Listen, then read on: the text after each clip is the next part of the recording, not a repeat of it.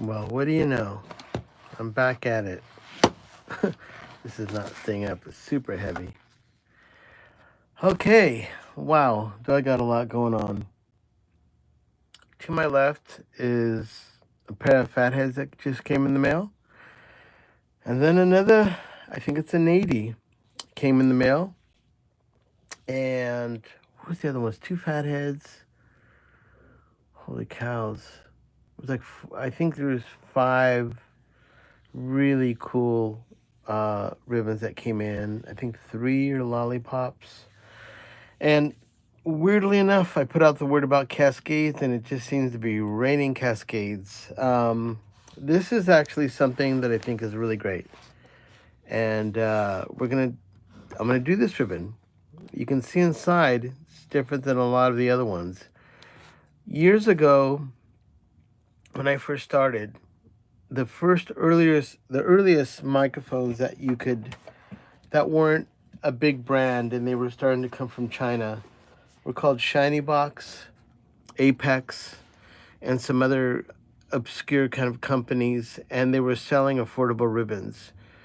Nowadays, when you see Nady and Cascade, the company I'm sure that made these in China are supplying them with these. Now, one thing that I saw stop happening was, if you can see the shape of that transducer, it's almost like hourglass. These are some of the best ones. These are what it looks like inside an R84, and I believe maybe even an R88. To me, these are the best shaped transducers, which lets the wind go around them. So this microphone that I haven't opened it up, haven't done anything to it yet. This is my own personal microphone I'm going to be selling. I have 2 of them. And this one I'll be selling. If someone's interested after the end of this video, hit me up. Good news, I did sell that microphone that was made out of, like, I think it was close to 3 feet in pure silver wiring. It was insane. I checked it this morning and it went out to Washington, Spokane, Washington. And I was really thrilled. My buddy got it. And yeah, so if you would have saw the video of a few days ago, I did it was an R144 that I rebuilt from the ground up, but the body looked different. The story of that mic was a buddy of mine, or actually, I don't know this person, but he had sent me and asked me if I'd make him a custom mic. So my goal was then, he didn't know it, but I was like, okay, cool. I'm going to make one of my silver mics for him because it was just a request, make me a microphone. I want to make something special for him. Well, when I had done finishing the top part of the mic with all silver, he wrote me an email and just said that, times are tough and he wanted to know if he could just get his money back. He didn't really know what I was making for him. Totally understandable. So I just gave him his money back instantly.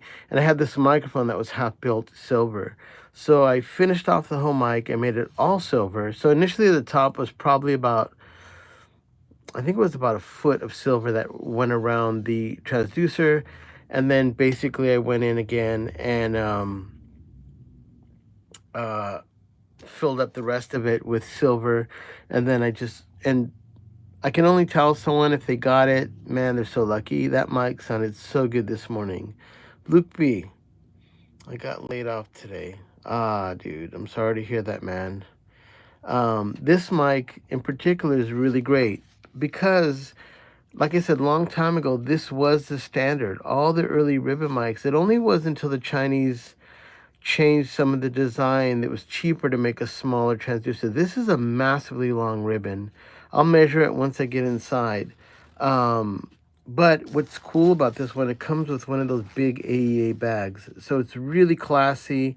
It's meant to be hung upside down, which is the way ribbons are supposed to make. So I'm selling this mic. If you want to hit me up on my Instagram, or I'm leaving my email at the bottom of the description. This is a personal mic. I'll be redoing it. And I can only say, of classic ribbons, if you want something that has the longest ribbon close to an R88, I mean, basically a $1,400 and a $2,400 microphone, this inside is the winner. But the ribbon is what's going to make this go up to that next level. And that's what I'm going to be putting in. You can even see the the lines of this are really wide apart. I'll be putting in a ribbon that has shorter teeth, kind of. The corrugation is going to be a lot tighter. It's going to just make this mic, it's going to be even louder. It'll be at least 2 to 3 dBs louder than what's in here right now. But yeah, these are great. This is a Cascade. So I'm selling this microphone for $450. And I'll be honest with you, I think if you went out and bought this online, that's what the cost of the mic is. So you don't have to pay for the upgrade. You're kind of getting it for cost. So it's $450 if you're in the US. I'll ship it to you for free and I'll fully insure it. If you're not from the US, it's usually about 60 to 80 bucks more on this mic. But the coolest thing is though, it comes with this bag. Ribbon mics are meant to be, when they're resting, you can either hang them upside down or you can hang them right side up. Because this is a really massively long ribbon, you can see that. That's like 1, 2 inches, maybe 3, I don't know. Maybe 4 inches. I can't see it because it's below the belt right here, this line. But yeah, this is a super sick mic, and I do Cascades. I always talk about the lollipops, but this is a different kind of beast. I don't really do these too often because in the old days, I'd get a massive amount of Apex and shiny boxes, and the problem with the shiny boxes is the magnet in there would deteriorate, and they would get so nasty and fucked up. I don't know if that's happening with these later ones that are like this, but definitely... definitely is a bad idea to get some of the older ones because, like I said, the magnets had really, terrible stuff here. So anyways, this is for sale. I'm going to be working on it right now. I have 2 of them. One I can't sell. That is to a buddy. And this one is mine. A Cascade, massive big ribbon in there. This is going to be for $450 today for sale. If anybody wants to buy it, hit me up. And this is going to be a sick mic. I definitely will sell it within the day. And like I said, if you didn't, obviously the pure silver mic, the pure silver mic definitely sold within a few days.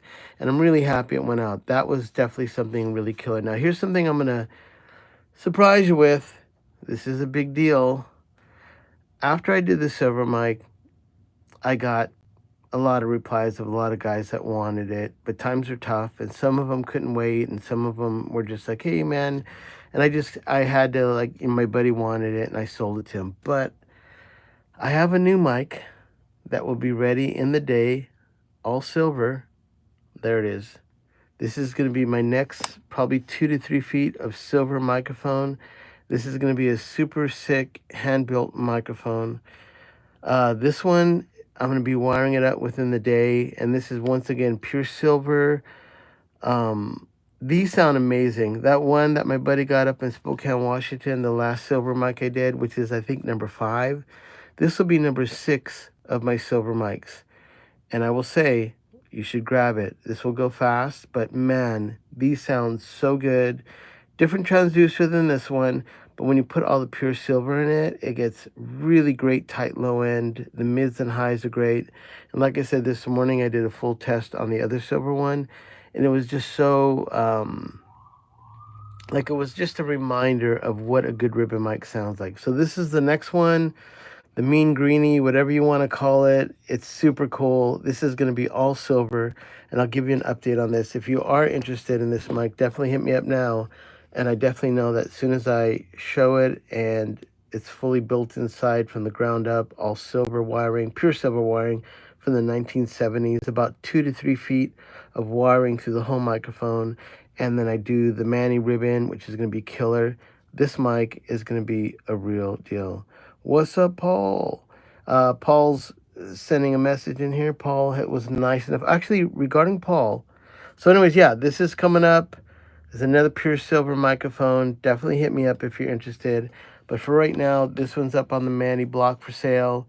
I'm going to go through this mic. I'm going to re-ribbon it. And this is going to be ready to go. Comes with a really super cool. I mean, I wish more big mics like this had this, but they're kind of the AEA bags.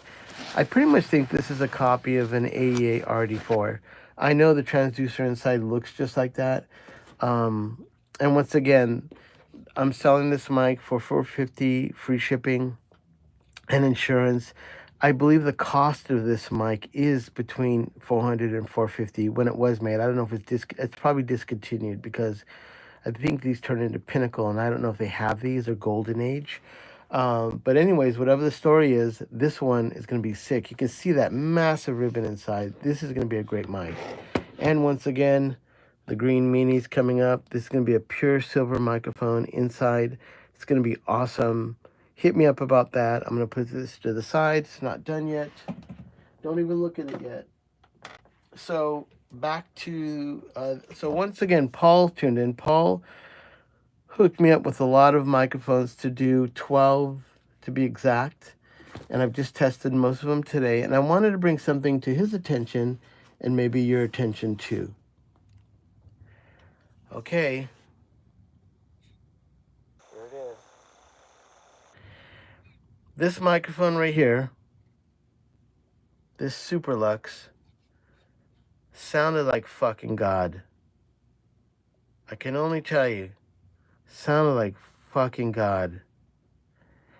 Manny. Oh, real quick question. Paul said, Manny, any idea how much the green silver mic was?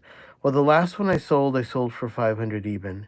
And that was including insurance and shipping in the US. So that one would remain the same as well. That one's going to be 500. I think the cost of the silver alone is almost 200 bucks. When I bought it from this retro kind of like machine shop place. I believe it was from inside of an airplane, and it was pure silver wiring. So I spent a few $100s for a lot of it, maybe up to 400 bucks for what I thought was enough.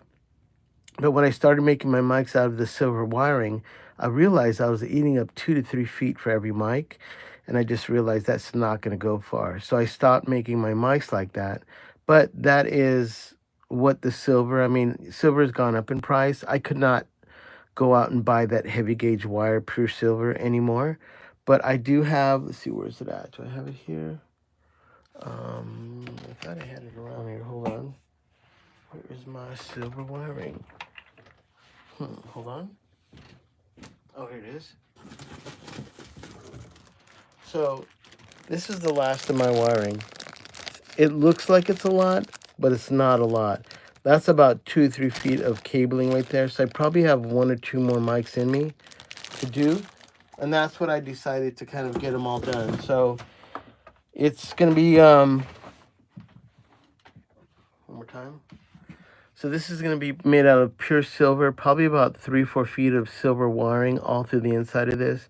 The silver alone is going to be worth anywhere between 150 to 200 bucks. I'm selling this microphone fully rebuilt with ribbons and everything in it for 500 even, US only for free shipping, and I'll insure it fully for the mic. And then if you blow the ribbon in this, even if you, the first day you plug it back in, once you get a mic from me, it's only 30 bucks for me to change the ribbon, and you pay for shipping. So feel free to use this on a kick drum, on a guitar. My ribbons are really, really durable, so I'm not really worried about that, but just know you can definitely do that. So this mic is coming up for grabs. This will be in the day, will be made out of pure silver like the last one, and this will be number 6 of the silver mics I've made. And like I said, I think I have enough for maybe 2 more mics, and then I think that's going to be it for my silver run. But yeah, these are super great mics. So what I was saying, back to Paul's mic, I hope that was cool. Mr. Nelson, who was inquiring, Paul. And if you want any of that, you can contact me in my email. It's in my description at the bottom and all my social media. So Paul sent me a bunch of mics out. This one right here, I can say was fucking unreal. This sounded like I had plugged the microphone into a vintage 1176 and I was talking in it. It was incredible. I changed the ribbon in this for Paul. So Paul had 2 of these. And I don't know anything about these. I thought they were a different model when he sent them to me, but I re-ribboned these. And I will say, out of Paul's collection, these ones kind of blew my mind. I wasn't familiar with these. I'm not hip to these. The R102 Superlux was fucking unreal. These are phantom powered. And I can't tell you enough on, now that they've been re-ribboned, how massively I'm probably myself will have to find these and maybe buy one, because instantly when I checked this microphone, it felt like I had plugged it into some kind of vintage gear, and I was getting this really rich, beautiful sound that was intense. It wasn't roomy or boomy. It was really 3D and upfront. So all I can say is that Paul sent me a lot of killer mics. They're all fucking awesome. These two in particular kind of blew my mind. And these are on my radar now. Same with this Cascade. These are, I wasn't really interested in a lot of the older ones that would have been considered Apex or shiny boxes. Nothing against the shiny boxes, but the magnets deteriorated in them and they're really nasty. So I won't accept any. If anybody has any shiny boxes, the inside was probably rotten. The magnets are just nasty. I did receive from Shiny Box about four of the magnets, but I don't even know where they would be right now. So I don't know anything about, like, once again, when I mentioned about these mics, if these are on your radar, if you want to find these mics and send them to me, they sound godly once they're done. And these are Superlux. They're called R102s.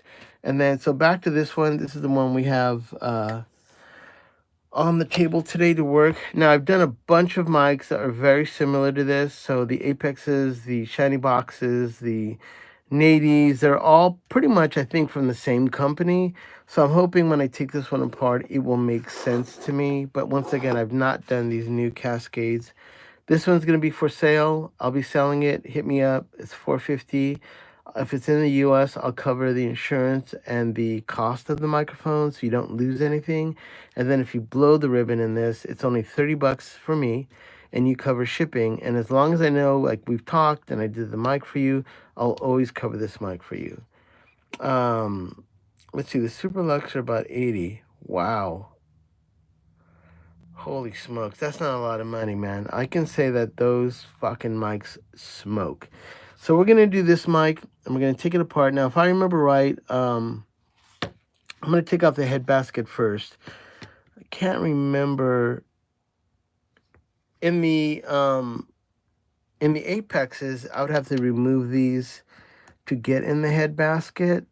But I'm going to take off these screws first to see if the head basket comes off, if this whole thing will be removed there. I don't know yet. So once again, this is my first time opening up, and you're going to see this with me. And yeah, we're really doing it. And Paul, yeah, man, whew, that mic is fucking rules.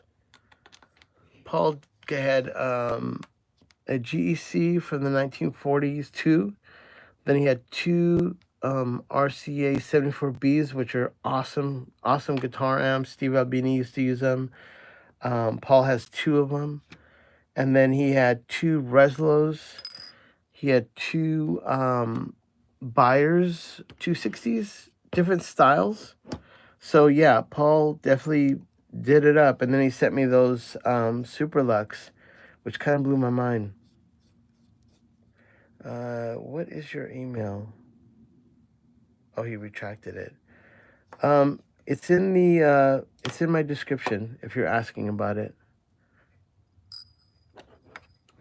And yeah, so we're into this.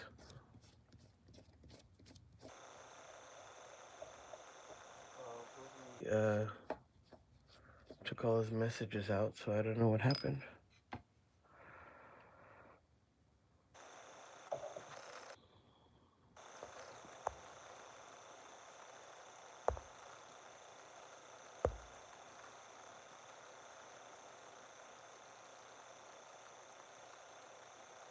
Oh, Jason has a question. What are your favorite ribbons for overheads? Honestly, there's something classic about a Kohl's. I like mono overheads. I love a Kohl's mono overhead. I love the fathead overheads. I love the Nady RSM 4s and 5 is overheads. And then these mics, which in the body shape would have been a MXL R144, these are fucking incredible. But this is going to be a custom-made one, but technically the mic that's in these bodies, MXL R144s, they sound fucking incredible. They sound close to what I think R84s used to sound like. I don't know, that may not make sense to you, but early on, West Dooley, I had one of the earliest R84s, and it kind of blew my mind. And so get that off. Let me see if this comes off in one sweep. No. All right, so we probably have to do this here.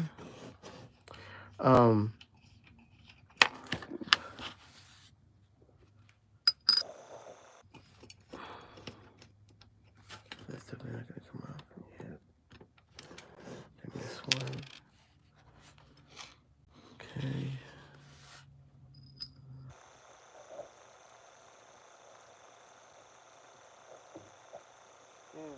Larry, oh my God. We have a dear friend, Larry, God rest his soul. I was the best man at his wedding, if you can believe that. I've known Larry for a long time.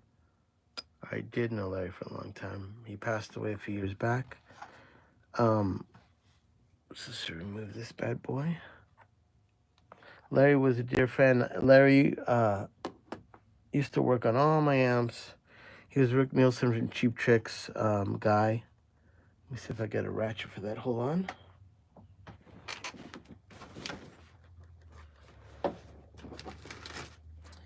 Larry was a badass. Strictly, straight up badass. So let me see here. Let's find some of my tools. I forgot. We will need a ratchet set for this guy. All right. Gotta see which ratchets will fit this.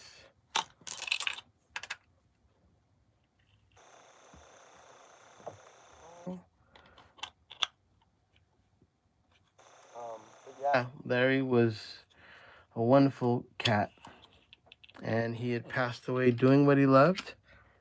So I don't think, I think he died on the road, not literally, but on a tour, Cheap Trick. And there it goes. That'll do it. And that is it. That is it's a hard pill to swallow, that guy passing away.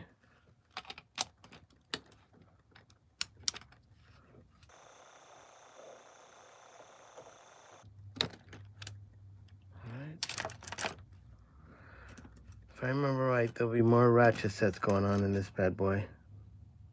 Yeah, so these screws kind of went through the body.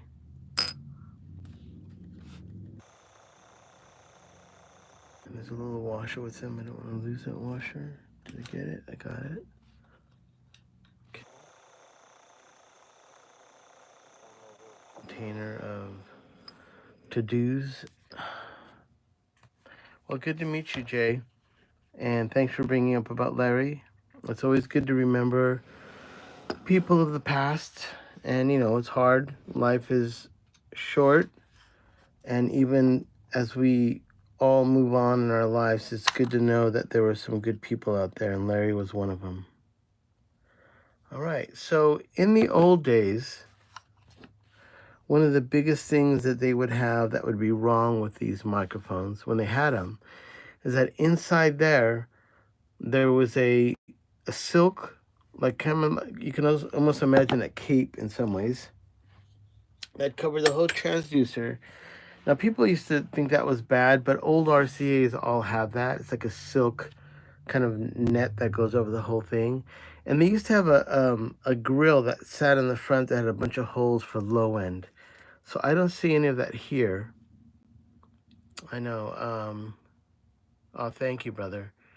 Little Gods was my old band, and I used to play guitar in that band. And, all of us were a big crew of friends, including Larry. I used to live in Whittier, and I literally lived like about 3 blocks from Larry. So it was really cool for him and his wife and his kids. And yeah, these microphones, really good. It's all welded inside. Nothing cheesy about that. Looks good. We'll put this over on our little area. So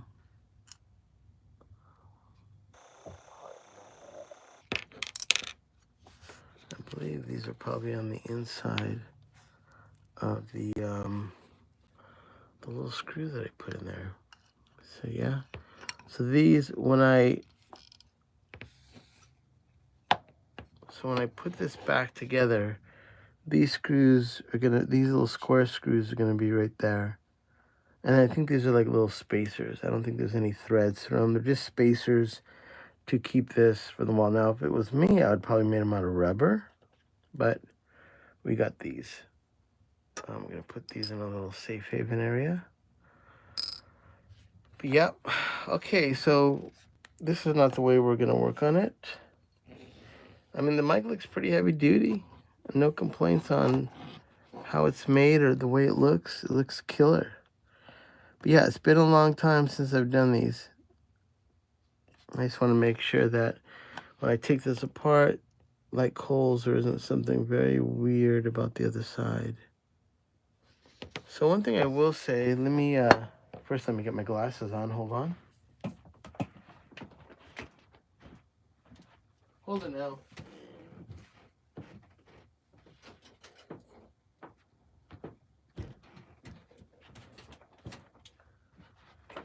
Okay, give me 1 second, don't go away. Sorry about that. I had to get my glasses going on.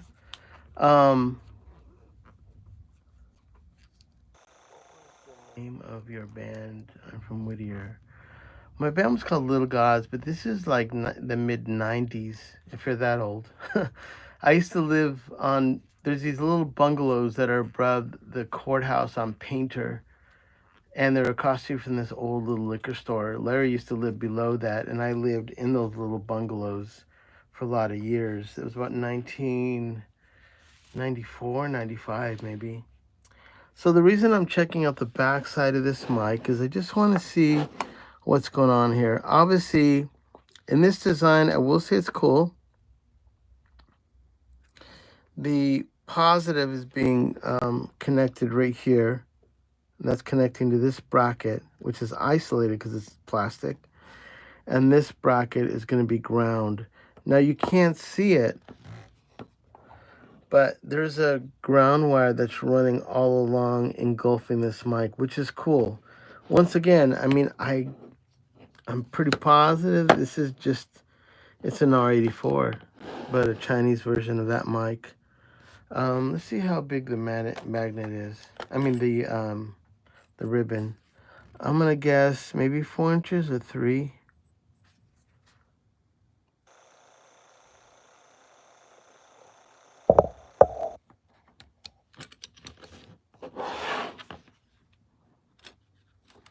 Okay. There. Well, I guess how big is the magnet? So it's a 2-inch magnet. 2-inch magnet, and then the ribbon itself is almost 3 inches. So I don't know the measurements of what an R84 is, but definitely, probably, maybe a little bit larger than this one, but it's still fucking cool. I mean, that is technically one of the best designs for a ribbon, is the sound goes around the ribbon, and like I said, my corrugation will definitely be a little bit tighter than this one. Yeah, this one's really lax. It's almost like you can put your finger through it, and yeah, it almost pops out of the transducer. It does. Matter of fact, it's almost out. So okay, so there's 4 screws in there, which is holding that bottom, the ground, all the wiring is soldered into that bracket that's being held on these 4 bolts. 1, 2, 3, 1, 2, 3, 4, and then 1, 2, 3, 4. I'm only going to be removing these 2, and this will come up. And I can't remember why. In the old days, I think I had to used to remove this one because there was a screen on this, and I couldn't get to the ribbon unless I did this bolt. So it is almost exactly the same design, except time has just said, you know, hey, we're not going to put that grill here. Hey, we're not going to put the silk in there. Hey, we're not going to put that other grill. Some of this is saving them money. Yeah, it is harder to keep tension in a longer ribbon, and that's why they came with that bags that you're supposed to hang. So this mic definitely, because of the ribbon being, like I said, the ribbon is what did I say? It's almost 3 inches.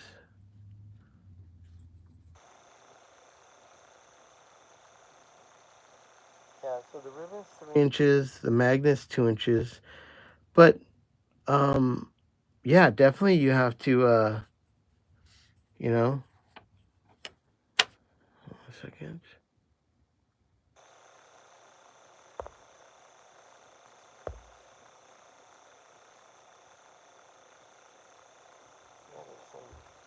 People that are just piping in, it's really interesting. I wonder what that is. I wonder if those are bots. But first of all, let me get a drink in me, some spiked Pellegrino with some sugarcane cherry soda. Hold on a second.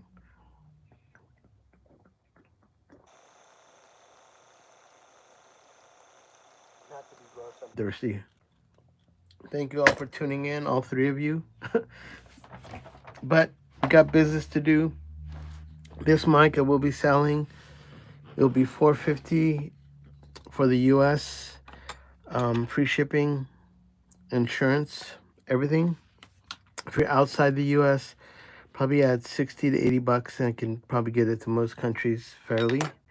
And so we're going to take this apart now. What I mentioned about you needing a ratchet, there's most ribbons of the world would have a little screw here, and these are just still the same as they used to be, where you need these small little I think that one's going to be too big. Yes, it is. Ratchet set. Hold it now. Let's see here. I just bought a ratchet set because do you think Vintage Key might be showing students how to keep how long opposed to Pinnacle College? You know what? I don't know anything about any of the schools for recording or what people can do. When I was younger, I was good enough. I was happy to go to Rio Hondo College for recording school. I think there was a guy named something Brown. I forget his name, but he was the teacher there. But okay, that's gonna be the smallest one. So I'm out of luck with this. Hold on.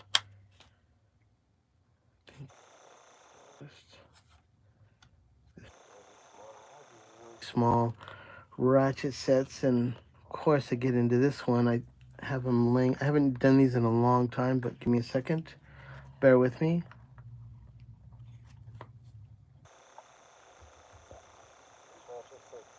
New, so it's like getting them off the fucking. I don't even know how people. Have you ever gone to like where you go to Home Depot and you buy something, even like a whatchamacallit, a set for tie downs? It's like it's like impossible to rip it apart. I have this ratchet set that's the same way. No, that's too big. Okay. I thought this ratchet set went pretty small, but let me see what I got in my arsenal. I know I used to have all the goods for this.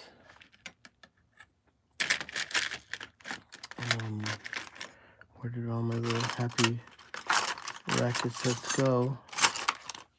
Bear with me a second. Interesting.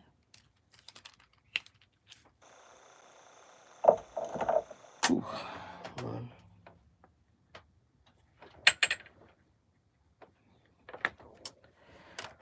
But yeah, I mean, I don't know anything about where the schools or what's happening now in that world. But, oh, you know, I do have my ratchet set somewhere. Hold on 1 second.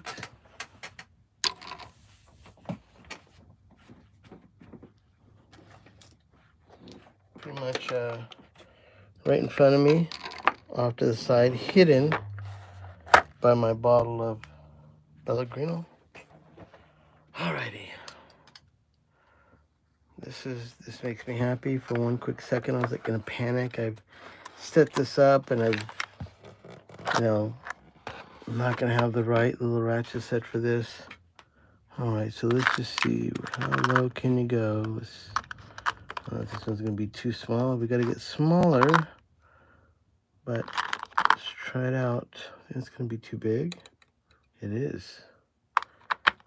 And I'm missing some here. I hope that's not going to be a problem. That is too big. That is too big. Hold on.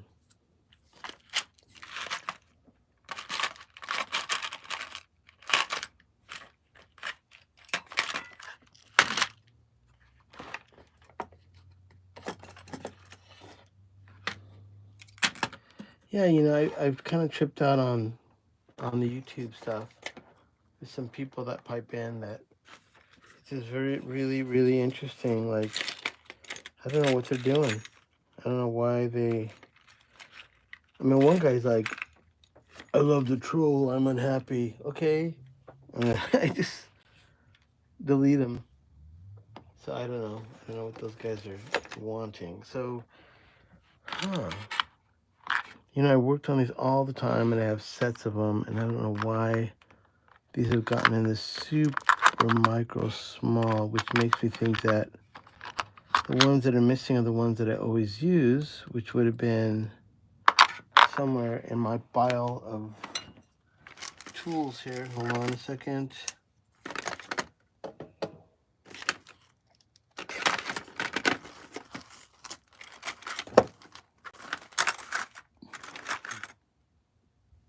Is that going to be it? Oh, that is it. No wonder. It's on my tools, my ratchet set. That was the same one for possibly coals. I don't think so. All right. So let's do this. Let's get my light game going on here. Thank you all for tuning in. This is a Nerd Fest. There's nothing to see here if you want anything exciting. This is a ribbon mic, and I'm going to be replacing the ribbon. Probably one of my, I haven't seen these in a long time, but I really do love the transducers in these. My favorite mic is an R88, and I believe that these are the style of motors are inside that. The motor is this little area that has the magnets or the transducer. Okay.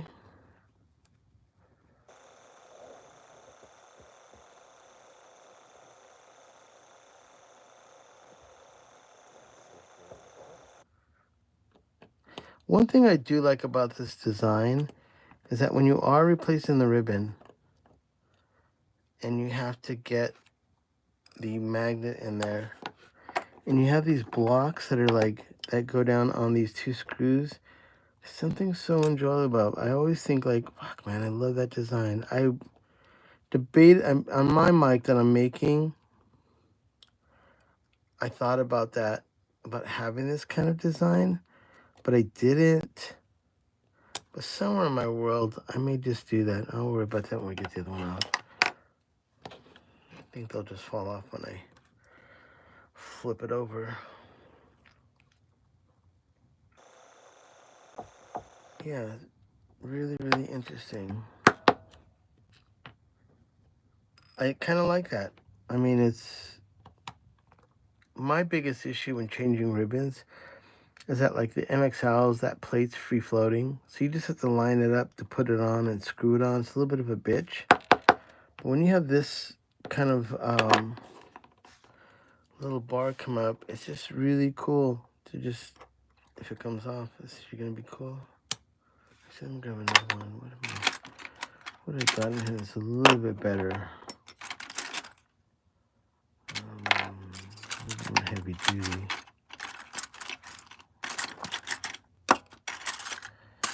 I've been doing this run of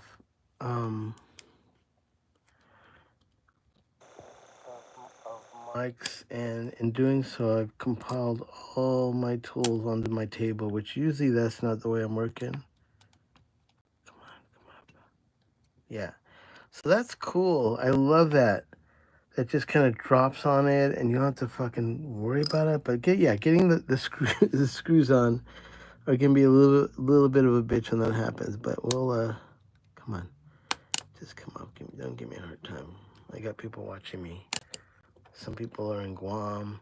I got Paul from England. Maybe my bud from Boise, Idaho will tune in.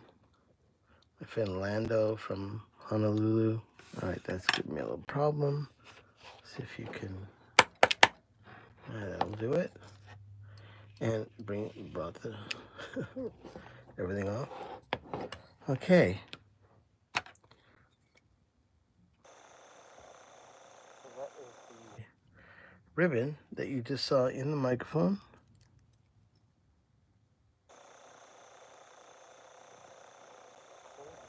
Little bracket in there. So that was it. That's taking it down to the bare bones.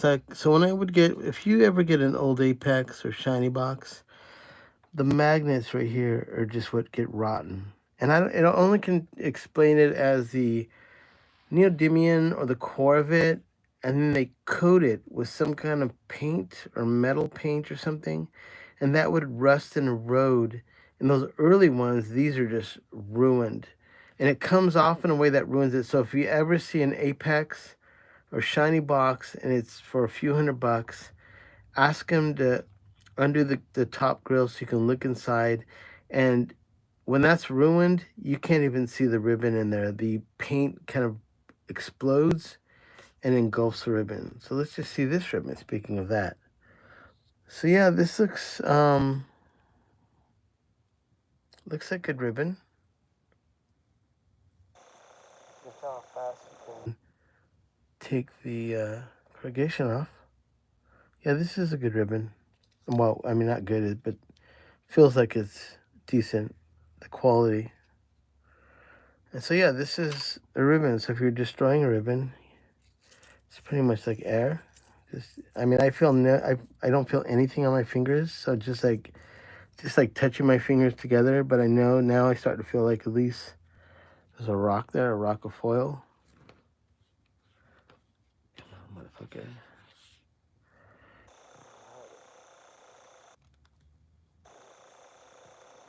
There it is.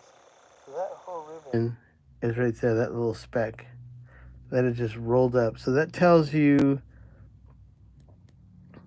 how much you can get out of that speck. That was the whole ribbon that went inside that mic. So this is going into the trash. And in celebration, or I should say in honor of the death of that ribbon, let's all have a toast to that. Gonna get another drink in here.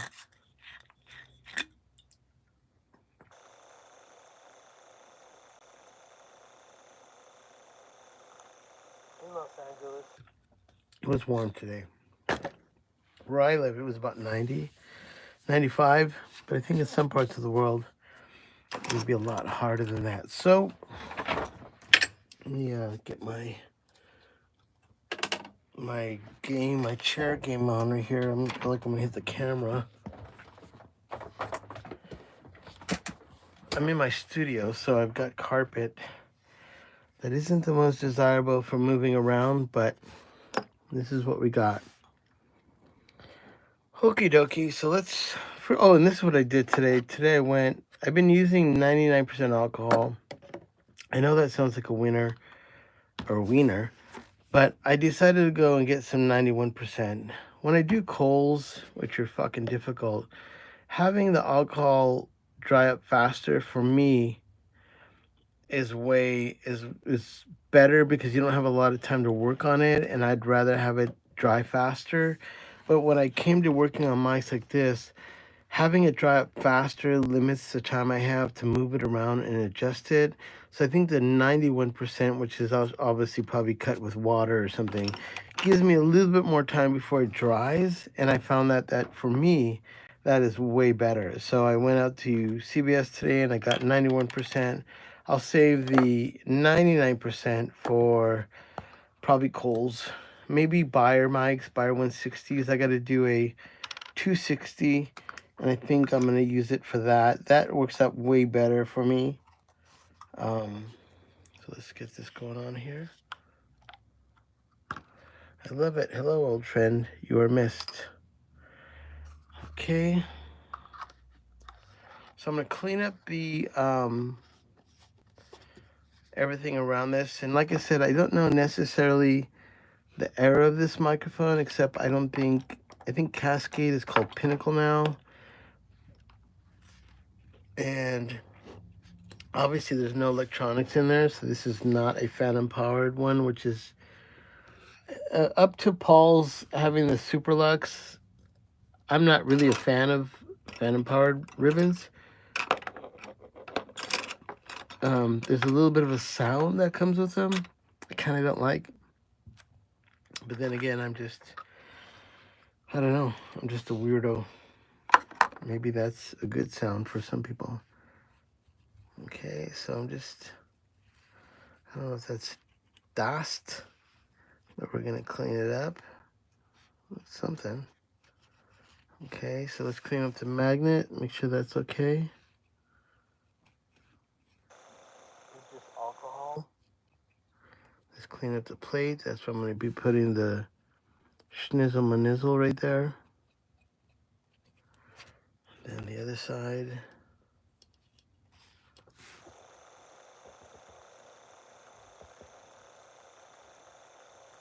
Basically make sure there's no little pieces of metal or anything. I mean, there's stuff that's coming off, but nothing that I think is crazy or that would be a problem.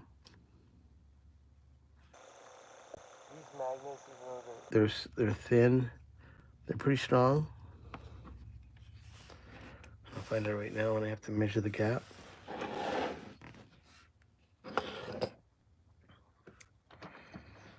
Right.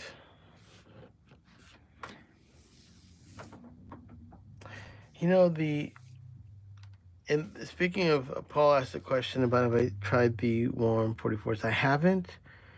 But the thing that, and this is not me talking bad about it, but when you look at them to buy them, there's a really hard sell for them to buy their cloud lifter with it. And I really think because when you look at a real 44, there's a massive magnet here, there's a massive magnet here. And actually, if you look at it closely, there's 4 magnets. There's a neodymium magnet here, neodymium magnet here, neodymium magnet here, neodymium magnet here. When you look at the warm, there's only 1 right here. And even though it's probably strong and it gets this whole transducer magnetized, to me it's a big difference when you have 4 massive heavy magnets all around the ribbon. And I think it puts out a little bit more output. So when I saw them going up for sale and I looked at the inside and there was only, it looked like 1 magnet here. And then they're like, well, make sure you get the cloud lifter. I was just like, all right, I don't know why they didn't just put another one up here, at least 2, because AEA has 4. So I think aesthetically they look the same, and I think if we took them apart, I think they got it as far as all the little parts. But I'm unsure, and because I haven't tried it, I don't know. It could be a wonderful ribbon. I have no idea if that's going to be a good one. Tim, there he is, Mofo, man. Hi, welcome back. Tim was one of the cats that chased me down to hook me up with $20 for my work, man. I just watching my videos. Thank you, Tim. I appreciate it, man. Yeah, really sweet of you, brother. So yeah, so we got this bad boy here, and once again, this is my own mic, and it will be coming up for sale probably as soon as I close off this YouTube. I'll post it on my Instagram and put the word out there. For the US, this is going to be $450 all included. The value of the mic, if you go buy it right now on Reverb, is probably between $375 and $450 for it not being even serviced. So you're getting one from me at almost cost of what it cost, and I'm doing the work, which usually people pay me about $250 to put in the ribbon and get it dialed in. So it's kind of a cool deal. If you're interested, I do have my email in the description, and all my social media is there. Hopefully no one creepy follows me. You know, I do these live things. I don't really have this problem when I post a video, but when I do these lives, crazy people just pipe in and say strange things. I don't know what that is. It doesn't get me scared. I just think it's interesting. Like this one guy, his name was Ozzy Blizzard of Oz. He's like, I just want to let you know, I like to troll and I'm unhappy. Just like, what is that? Like, geez, dude, you know, go. Yeah, I don't know what to do in that case. He lives with his mom. He's unhappy. You know, he's never banged a chick, and he's like 39. You know, so I get it. I get it, Ozzy, or Blizzard of Oz, whatever his handle was. Now the real Ozzy didn't have that problem. God rest his soul. All right, I've looked at this long enough. Let's get this fucking schnizzle manizzle going. Did I say fucking? Have I already cussed already? I haven't even paid attention to my foul. So let me do this.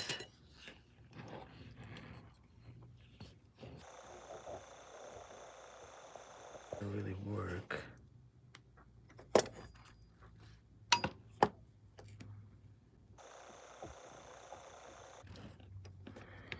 I can just hold this down for a second.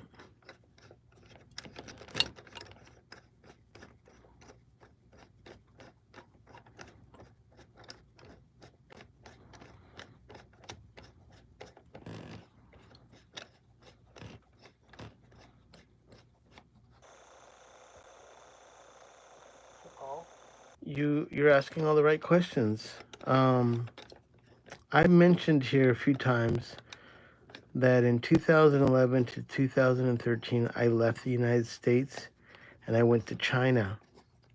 I just literally don't know what I was thinking. I got a special visa. I paid off the lady at the Chinese travel agency next to the Chinese embassy, and I went and got a special permit, paid like $600 so I can travel in and out of China for 2 years. And part of my goal there was that Sui, the owner of SE, had permitted me to fly into Shanghai, pick me up at the airport in a wonderful fucking decked out Benz, drove me out to the countryside, literally looked like a Russian tank factory or a Chinese tank factory, and inside was SE microphones. And I got to go into the microphone. Hold on a second. I got to go and pick out all the microphones I could travel with. And I got two Voodoos, two T2s, one of the big tube mics, and two pencil condensers. And I, for good like maybe like 4 years, strictly and exclusively used the V2s. So I've already re-ribboned maybe 3 V2s now. And I will say, now that I know like what I like about ribbons, and when I look at them, I was super happy when I opened up the V2s on the ribbon, on the quality, the consistency, and actually how the mic was made. It was super. This is not working out. Why am I getting this wrong? Hold on. That'll just be it. What am I doing? Talking and working is like chewing gum and walking. Is that the right analogy? So yeah, I have a high feeling about it, but I will say that when I re-ribboned it, it did sound better. But I will say that technically out of the gate, probably one of the best, most affordable mid-price ribbons you can get.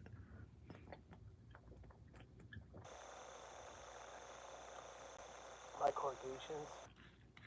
More durable, like a Royer. So putting that inside that microphone was pretty wicked. But super huge fan of Sui and his company. When I left, or I should say left, when I stopped working with SC, that was around the time when Rupert Neve barely got involved. So I don't know, and I've never done the Rupert Neve ribbons. I think that's all about the Transformers, honestly. But I've not done those. So all I know is that the V2s fucking kick ass. Yeah.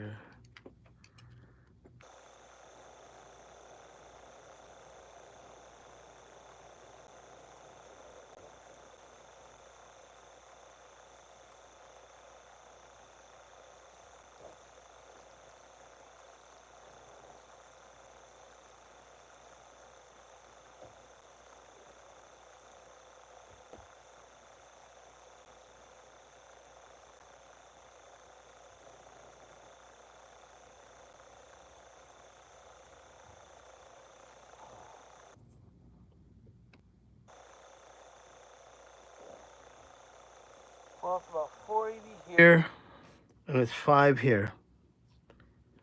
Let's double check something real quick.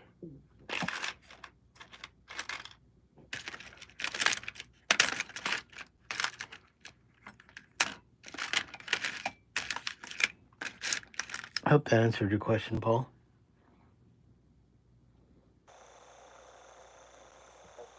Twos and ones, okay. Well, here's the deal. If you want to get my information, I would recommend doing both of those because my ribbons will make those sound better. But when they're healthy, fucking incredible microphones, the V2s.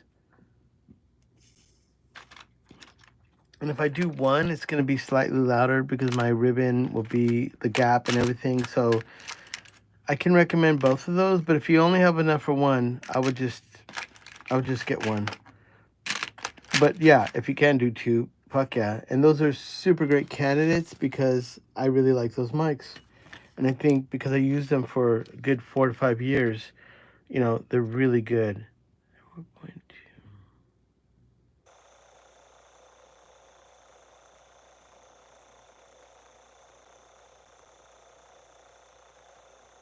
I'm not sure what your question is, Paul. I'm looking for something right now to maybe check out the gap.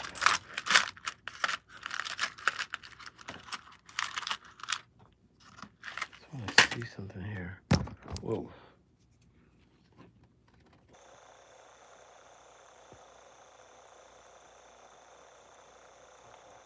So right here, this is my. I always use this wooden one. It's almost a perfect gap for. I think it's a perfect gap. So as you can tell, when I put it in here, it's a little bit of wiggle room, and as I slide it up, it stops about right there. So that's what I meant. Like this is 5.0, 5.3, or 5.03, and then this is about 4.80, which isn't bad, but that is the only inconsistency that you will get. And because this is one piece of metal, there's really no way to get in there unless if I had some machinery, would be to grind down one of these sides that would make it work. You could remove the magnets, grind down the side, but there's no possibility. You cannot ever grind a magnet. I think they're explosive and they're dangerous, and you don't want to really chip them or scrape them or grind them. I see Paul Nelson has a question. Cheers, Manny. Question answered. SE Electronics are kicking goals. Sure, really happy with the sound of my V2s. Yeah, man. Yeah, man. V2s are super sick. But yeah, if one sounds weird, I would definitely get them done, one, or get both. So yeah, okay, so we know the deal in this. So now I got to cut a ribbon for that. And I may cut it slightly larger to one side and not the other. But let me just double check. So yeah, this doesn't even go in right here. So this goes in.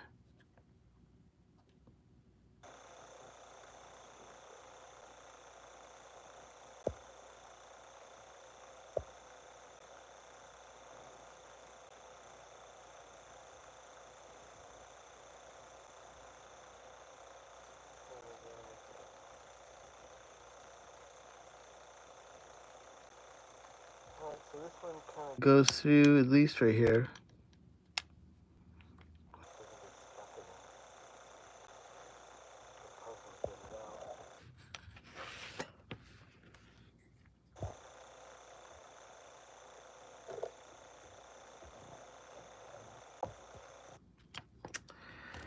All right, so let's get to it.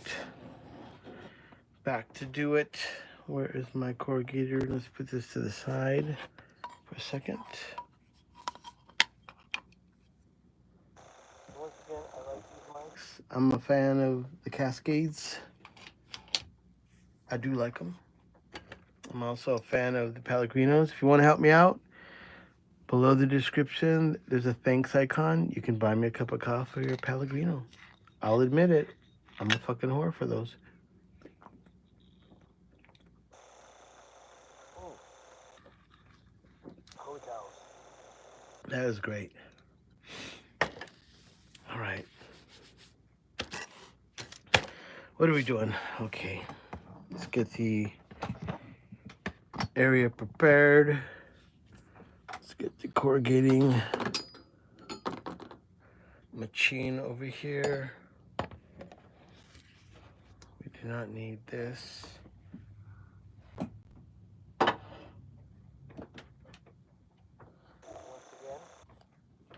Coming up for sale this week will be another pure silver mic. This is it, Green Meanie. It's gonna be rebuilt, pure silver inside. Hit me up. That'll be number 5 or 6. I lost track. Maybe it's 6. I don't know. Okay. Just make sure this is clean. Do I feel like I need a new razor blade? I'm thinking so. I think we need to get a new razor blade here. All right.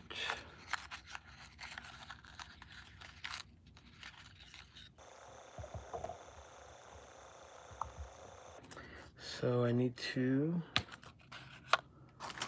give me a second.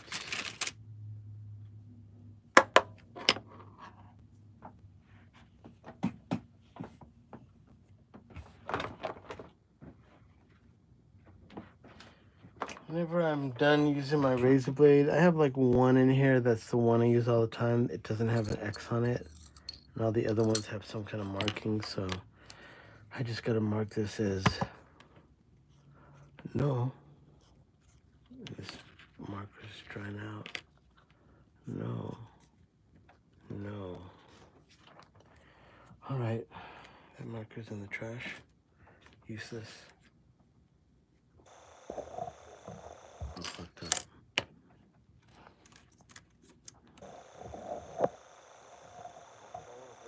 This is not fun. Especially when they cut off part of your thumb last week. So, I get it. I understand. But I need to get these in order. Like a deck of cards. I'm not going to shuffle them. But they got to go in there properly. And now I have a fresh one. And I am talking to myself right now. I forgot that people are here.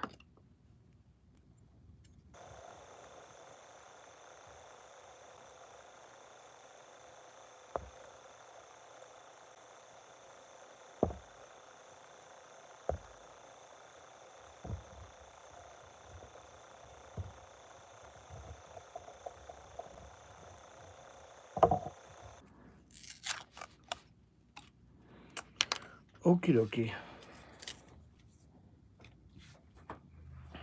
Okay. Let's grab some.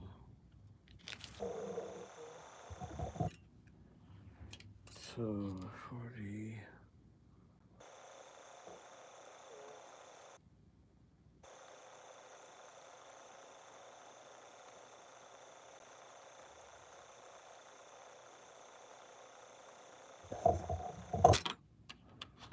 Let's put my one good one back in here so it doesn't fall and cut my leg. I need some room here for my tools. Let's get this going. Oh, hey, yep. Changing a ribbon and a microphone. Thank you, Paul. Microphone is off to the side right now because I'm actually cutting the element or the ribbon that goes inside the microphone.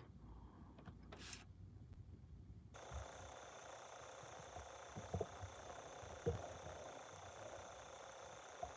boring stuff. There's a guy watching YouTube that fixes not like the motors that are in Tesla's, the electric motors, but like machinery. He's always like, got here in 1959, da da da da, it's a da da da da, look at this is burnt out, and he don't undo the bolts, and then she got like hand tools, and he shows you how to do the hand tool shit, and it's just, I watch that shit. I get it.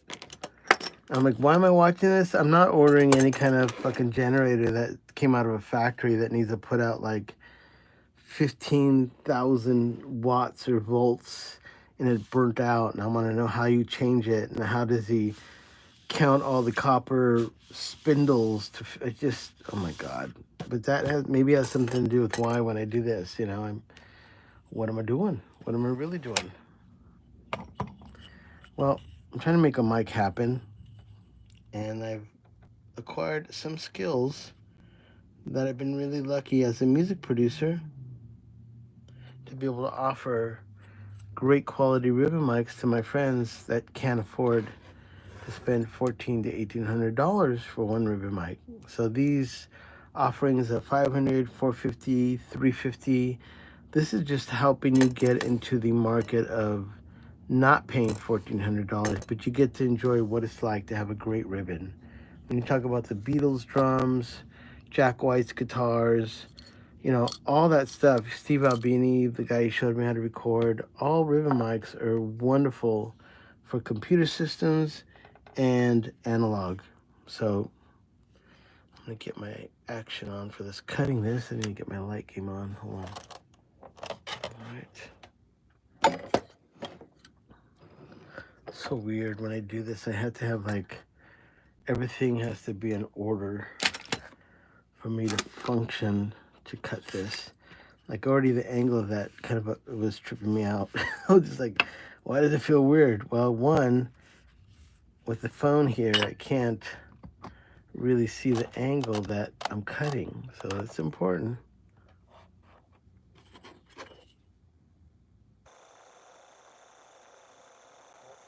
The ribbon.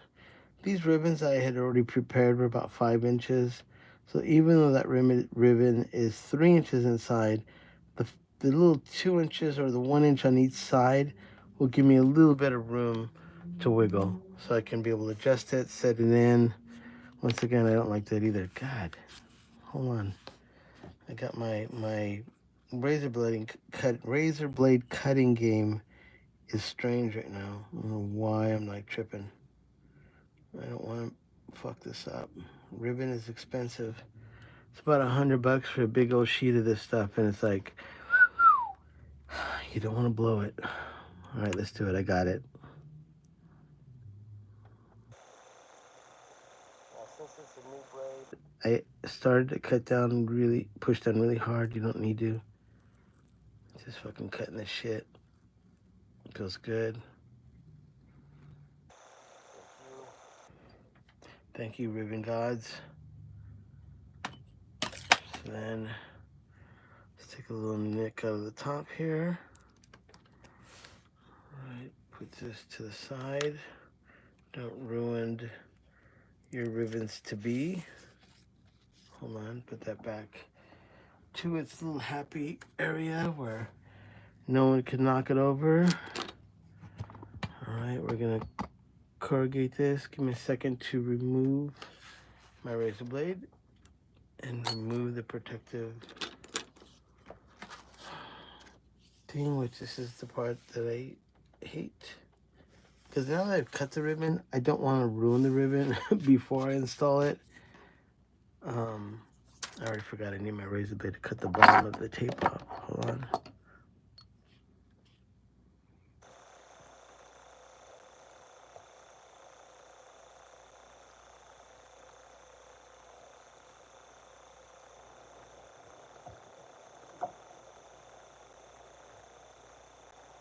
Cut that. I need that. Razor blade sharp. I know. I felt the wrath of it right now. Oh shit.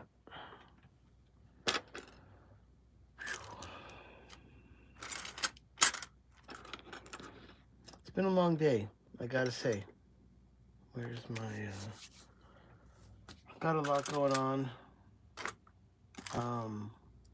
Some a little bit stressful outside of studio work and ribbon world, but have some really cool bands coming in next week. I'm wrapping up a few stuff. I'm going out to the desert tomorrow. Not I mean, I guess I could go to Joshua Tree if I wanted. I'm going to be close by, but in near Palm Springs, there's a guy I made 2 ribbons for, and he has this wicked studio that's part of another studio, like Billy Gibbons and all these really cool people record there. And I do a series called Manny's Mic Locker where I just review people that have studios. And um, yeah, I'm going out there tomorrow to do a little film on his mic locker. I'm gonna deliver 2 microphones for him that he was nice enough to get from me. And I have an episode to wrap up. I do have 2 other episodes that are in the can. I've got to finish. One of them I had gone up to San Francisco to a buddy, and he's super sick. I mean, he's like wicked heavy producer, plays in a super sick band. Um, Kellen Walls or Walls Kellen or City Kellen City. I think Kellen City is the name. And anyways, I did this whole interview with him. I came out sick, and that's when it was about the time, and I went and did that in November, and then like I said, my studio got bought out, and I got moved out, and I was displaced, and finally took me about 4 months to get back on my feet, which had been this last April. And in that time, he himself had moved his studio. So I've got to check in with them to see what's the deal, because I don't know if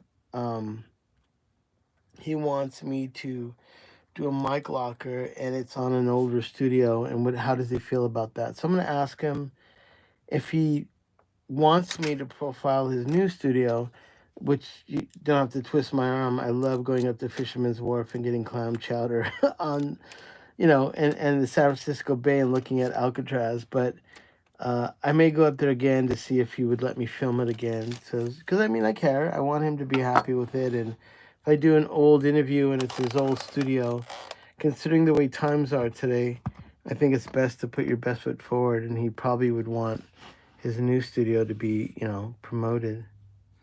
Give me a second.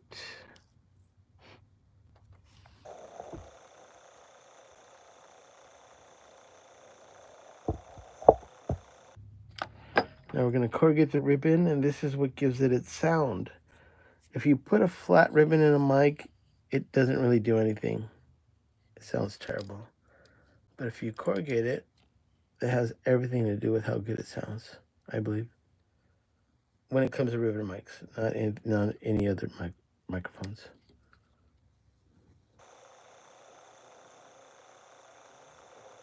I know we are. Where did you go?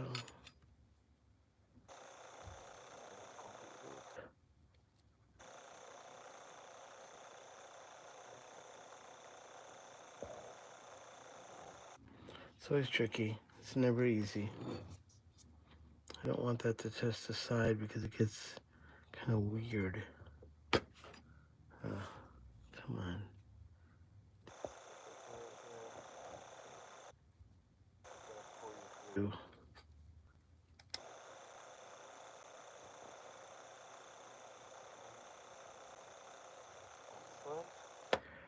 So once you put a ribbon through that, I need to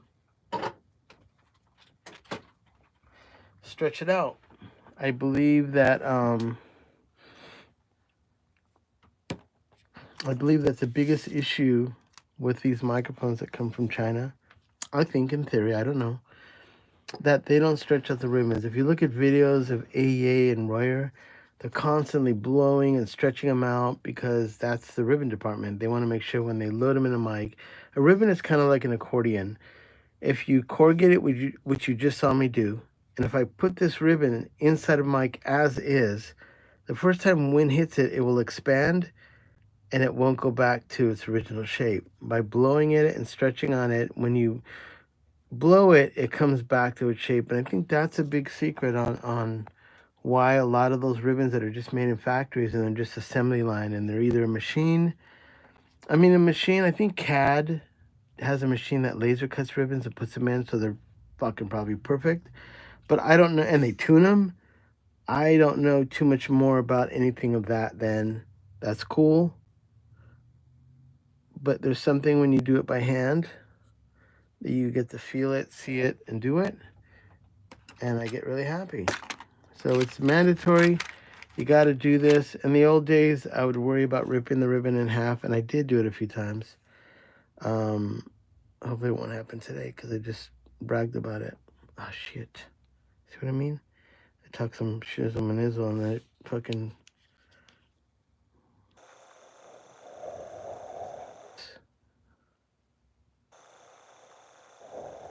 Fuck.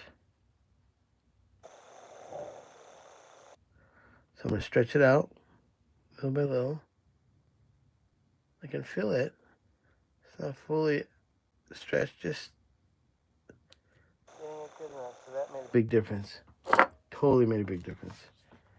And when I install the ribbon, ooh,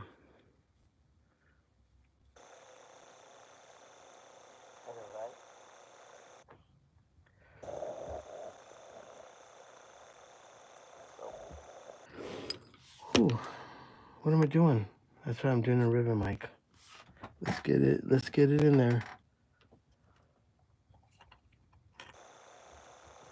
Here's our microphone that we will be installing. It's a Cascade.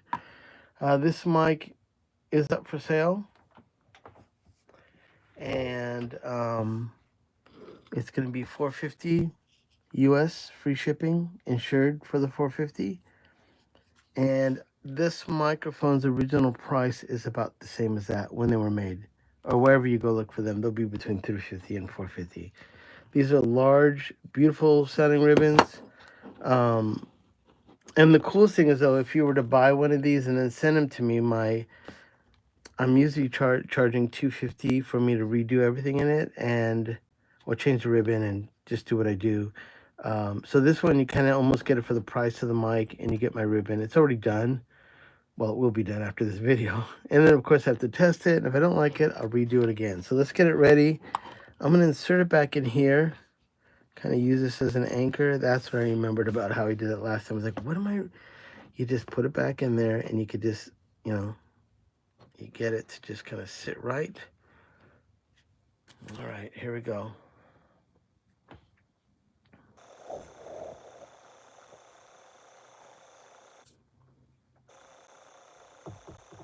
Alcohol, Q-tips, alcohol. And I always put my alcohol in here because sometimes it spills, and if it was to spill while the ribbon's laying down next to it, that is a nightmare.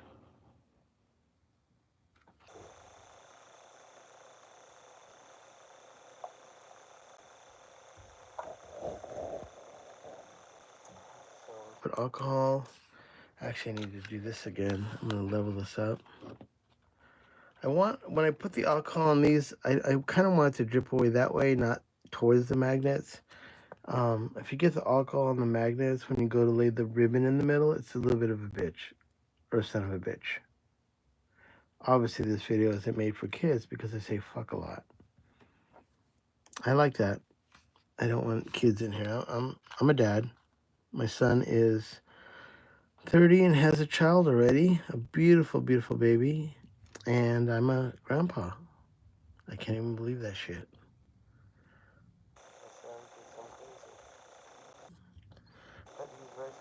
Me and my work and being an artist, so same with my wife.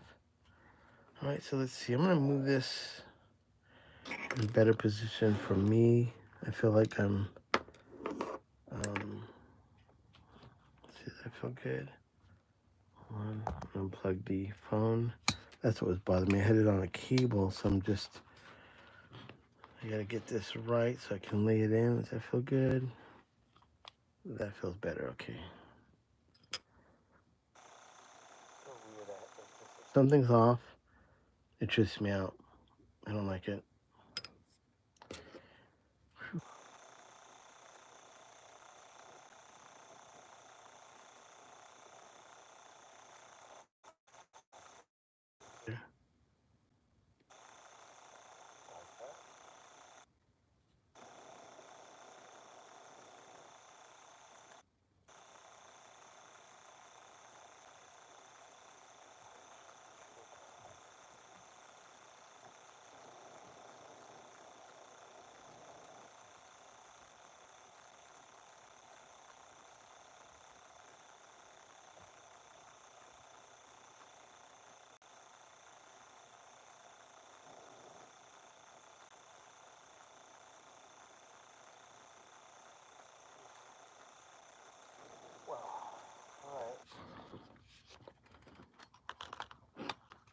That looked pretty good. Let me just kind of lock this in a little bit. The biggest challenge is cutting it so it doesn't touch the ribbon, but I have to get this more on my way. My schnizzle, my nizzle, I need to see it.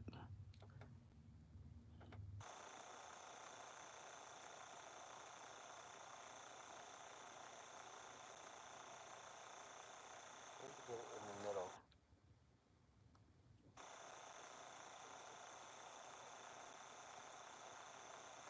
As you can tell, even my corrugation is a little bit more intense than the one that was there. And that has a lot to do with, I think, the sound.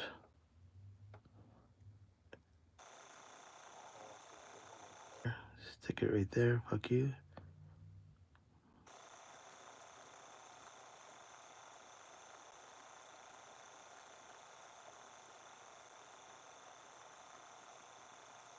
And when you install the ribbon, it's really strange that it's kind of like, as you want to move the ribbon, it's like a truck. If you ever had to park a trailer, and then if you want to back up and you want to go left, you have to go right. It's kind of the same thing. Like if I want to move it a little bit to the left, I have to somewhat twist it to the right. Ah, you son of a bitch. Okay.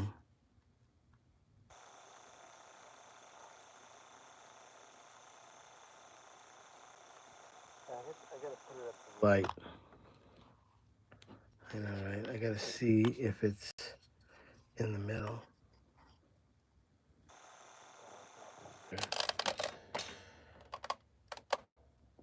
Alright. The top looks straight, not the bottom. But I won't worry about the bottom till I get the top locked in. So let me lock in this part, and this part is slightly to the right.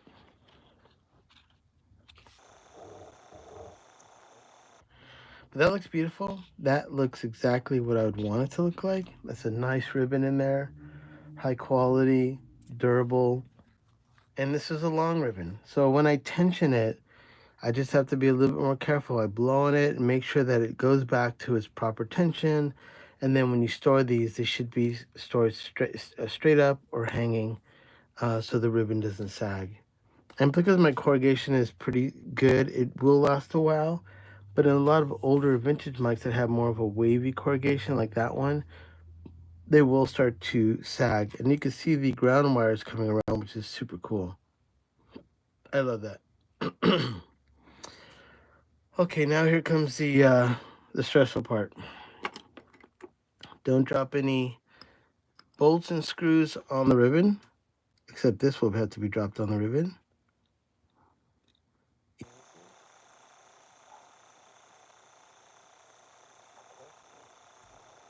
Now I have to put these little tiny bolts on, which are a little bit of a nightmare if I remember. Let me get my head game on this. I used to do it with my finger. I'll see if I can still do it with my finger.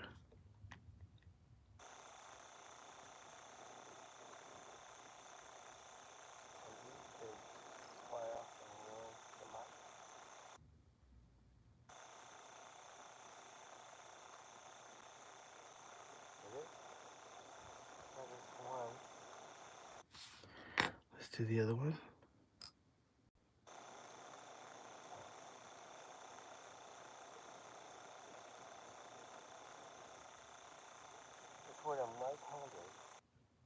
But actually, let me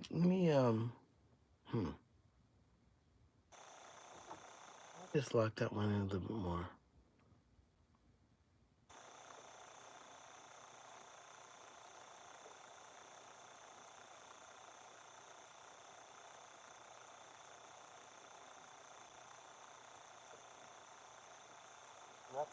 Tight. I just want it to barely get in there because I have to go with my left hand over it, and I don't want to move it around.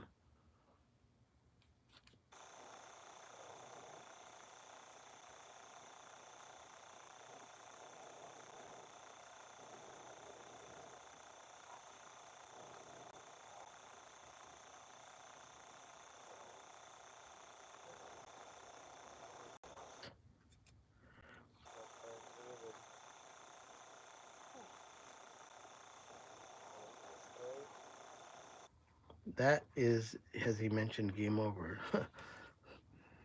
That flies in the ribbon, I gotta cut another one. That's what I mean. Like, that's the only nerve-wracking part. Even if you have a successful landing and planting of the ribbon, there's so many little things that can go wrong. For whatever reason, this is not going on right for me.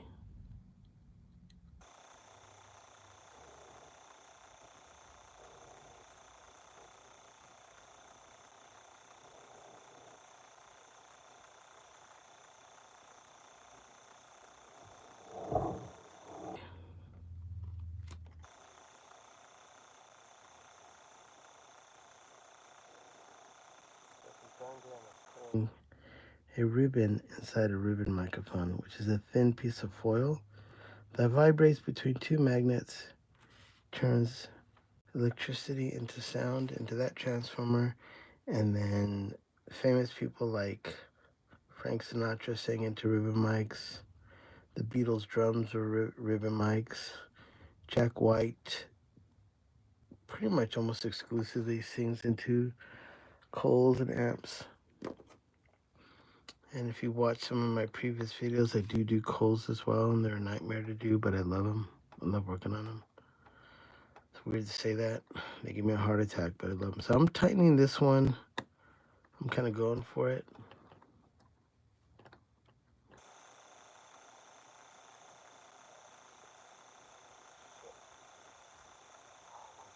Oh, fucking shit. I didn't know I was going to do that. Fucking shit.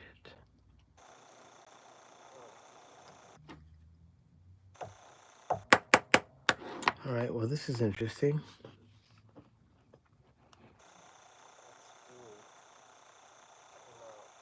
Remember I mentioned there were screws in the bottom? Oh, nightmare. Those screws aren't really locked in. So I need a Phillips. And that screw basically kind of started to pop out through the bottom. Yeah. Oh, shit. What I find is a flathead.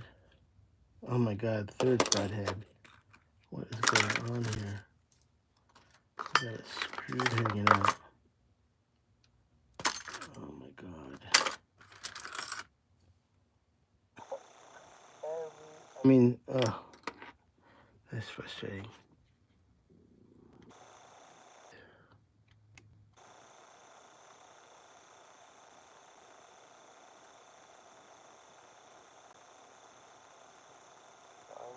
I'm gonna have to, might as well just start to kind of tighten these guys and make sure I'm going the right way. Tighten it, it came unloose. Scary. That bolts up. Oh man.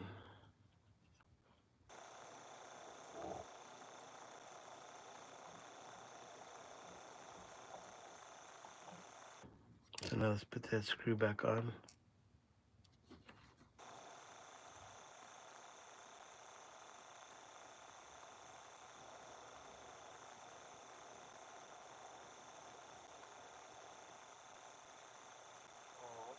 Screw on it. As I tightened it, turned the other screw.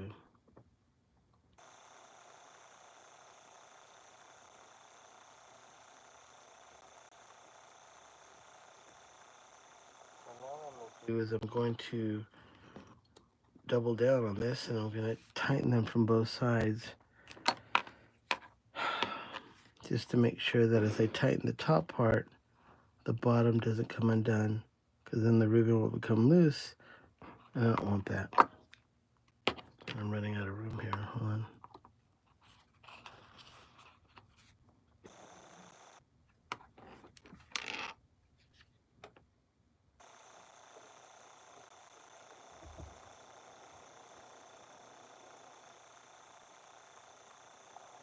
Good. Let's do the next bolts.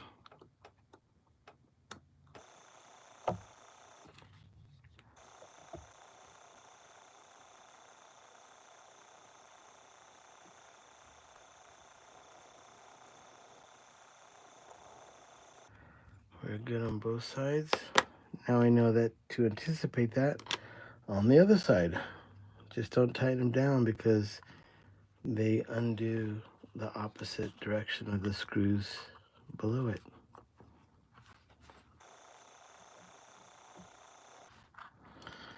Okay.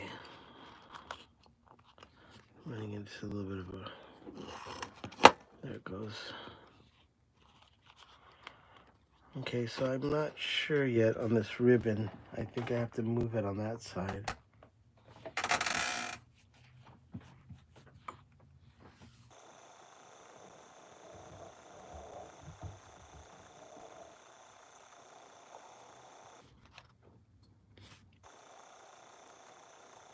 I'm gonna kind of put that little ribbon onto that because you are getting in my face and I'm gonna worry about you ruining my day. So I need to move this ribbon a little bit to the left.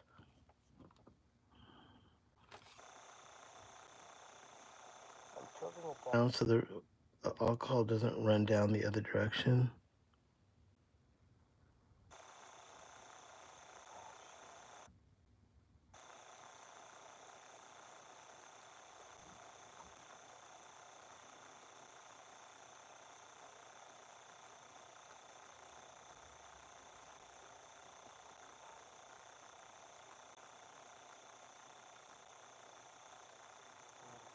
The middle. Motherfucking middle. Let's check that.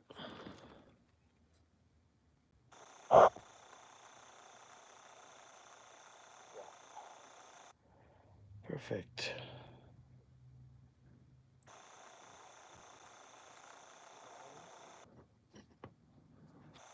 Alright, well that's in the middle now.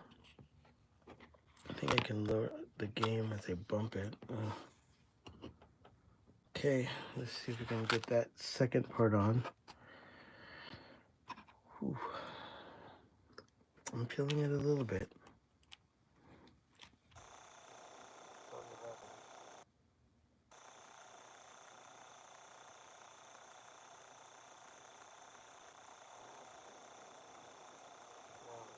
Little baby bolts on this. It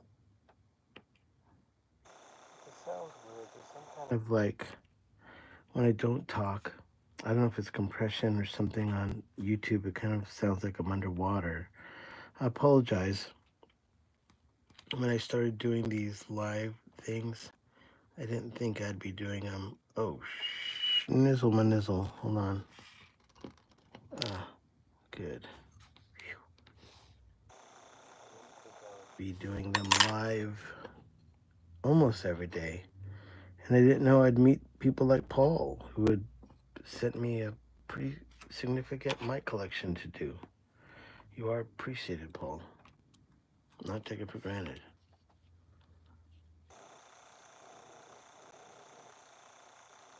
Some other people, you know, the fatheads that just came in were all via this, I believe.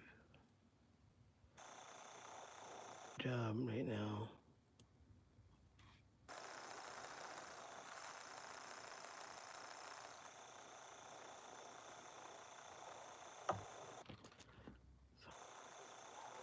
See if I can get that bolt in. These ones, because that plate is so thick, I'm not really worried about that bending like some of the thinner brass plates. That's a pretty heavy block, so I'm gonna just kind of get it tight, and then I'll do the other one. And then I'll do what you saw me do on the last one, is put the bolt on one side and the screwdriver, so as I tighten it down, oh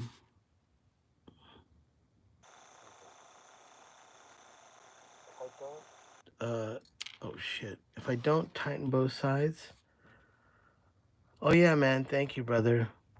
Man, thank you. Yeah, I got him in, man. I got, what's the listing again? It was, Two Fat Heads? Or in the, oh, yeah, Electric Owl Works sent me, what's the 80s? I'm gonna do them Wednesday or Thursday, but which one did you get me, man? Was it 2 fatheads, 180? Oh, if I just dropped it again. Okay.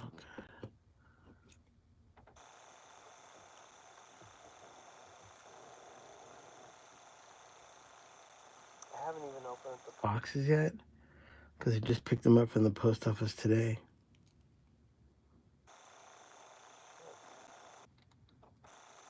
Yeah, fatheads, that's what it was.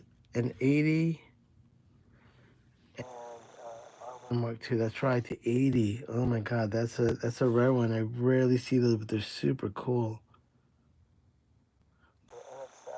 There was their version, which is weird. The inside of an R80 is almost exactly what an N22 looks like. Weird as that sounds. It's like a cheap version of an N22. And I always wondered who came first. You know, no, I don't think Wes Dooley would have been hip to Chinese designs, but it is strange. The N22s and the N8s are made on a PC board with the magnets inlaid on them. It's not like this. That's what I love about the R84s and the R88s. They have this type of transducer. Oh man, I haven't opened. Now you got me curious, man. I didn't open the boxes. It was really hot today, and I brought them inside. And yeah, man. Oh shit. There's some goodies in there, I hear.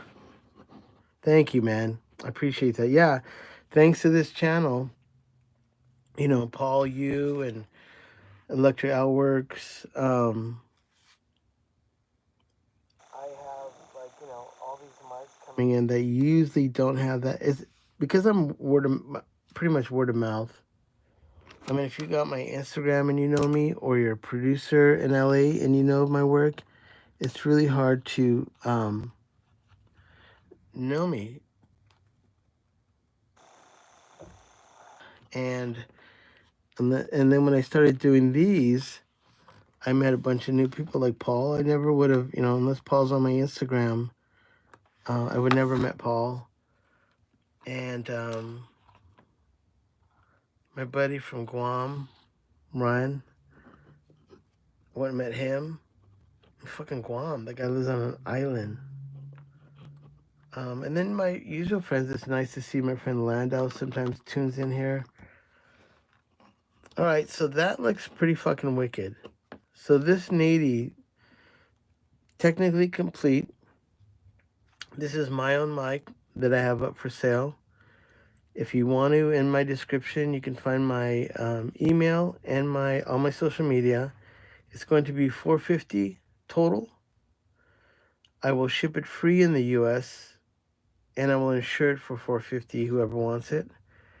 And if you're out of the U.S., depending on where you are, just contact me. It'll be either 60 or 80 bucks more to send it to you.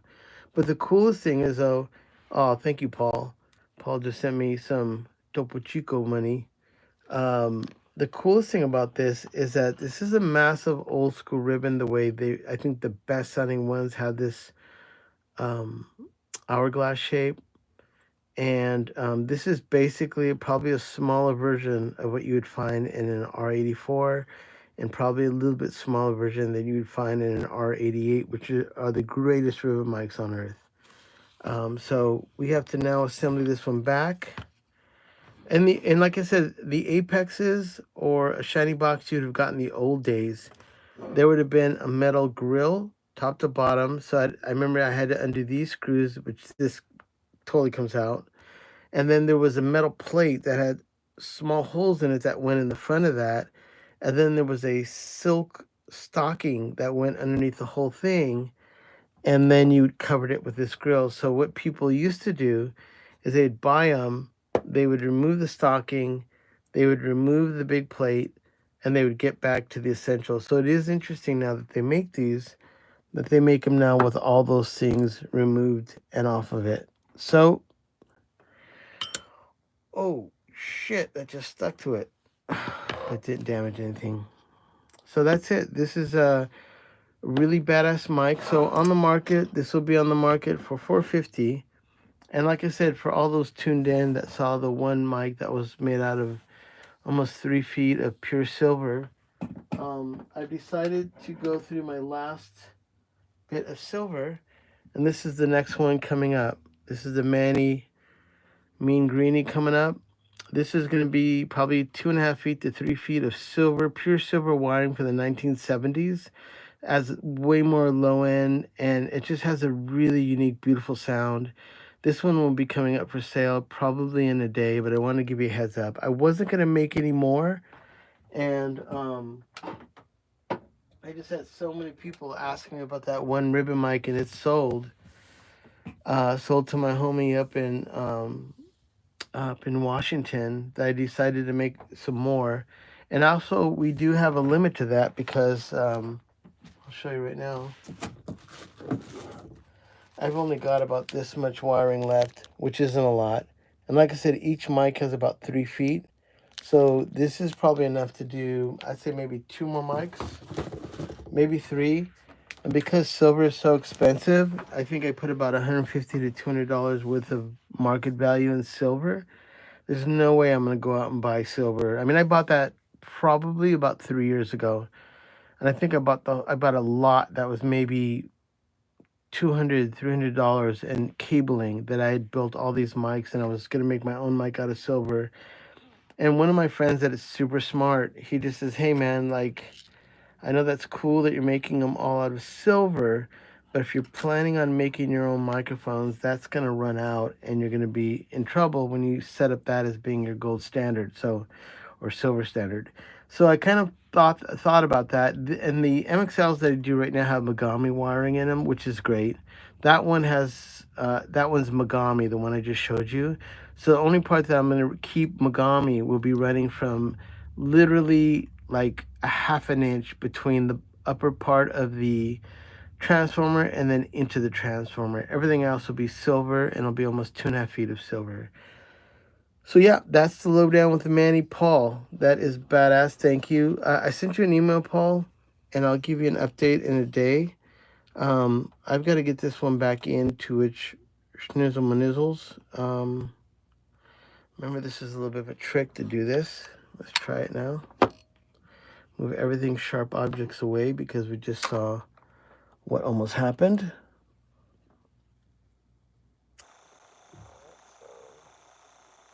The front will have 2 screws, so the back is 1 screw in the middle. Okay, so that's the back, this is the front.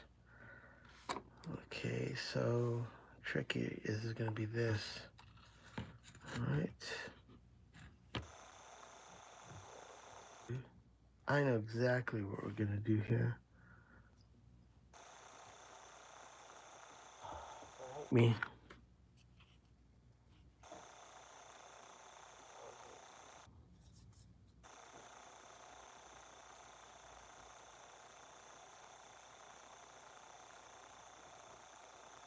This would be a nightmare to fucking make this work if I didn't do this.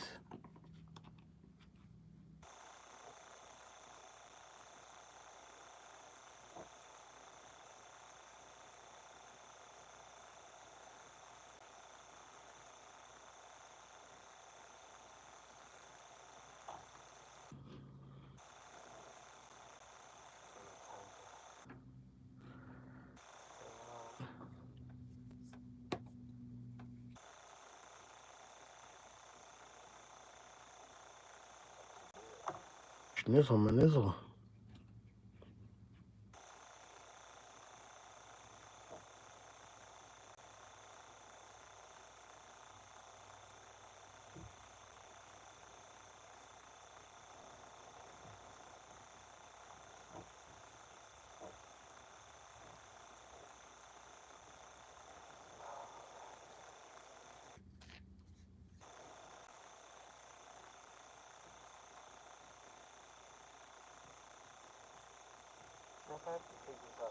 Just acetone will remove that.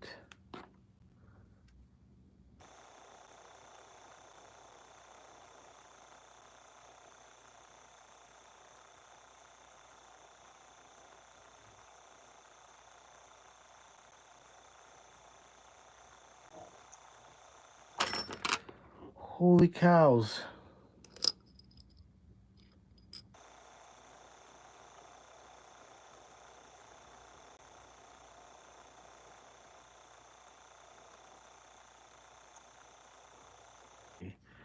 To this madness.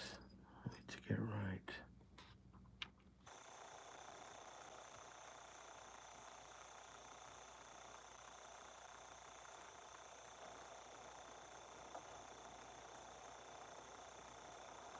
Sorry, I gotta put all this stuff out to get it right.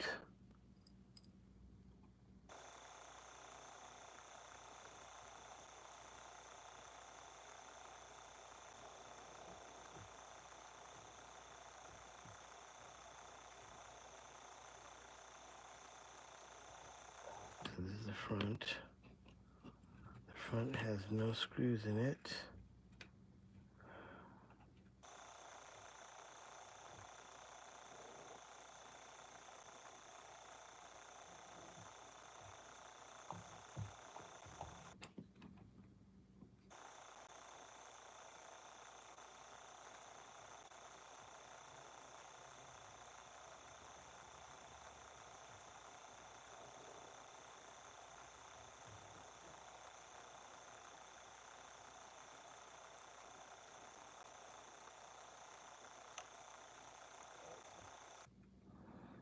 Yeah, I remember when I would do the older ones, man, they were even more of a bitch.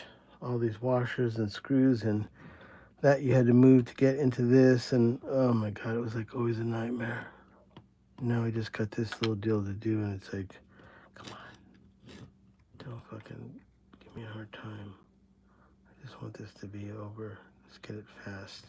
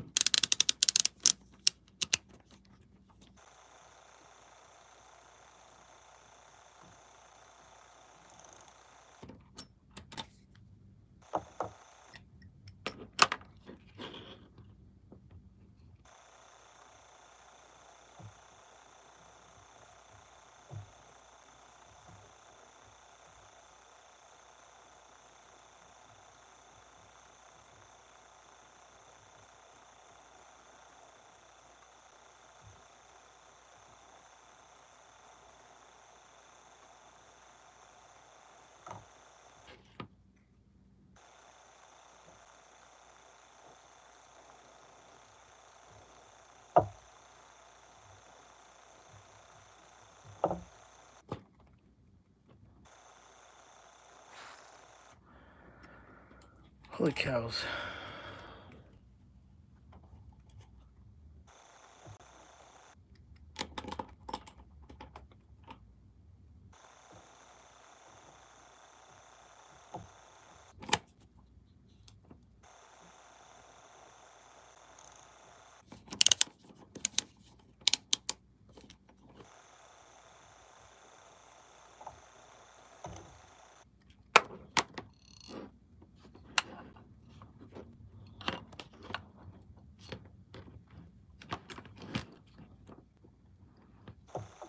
That's good.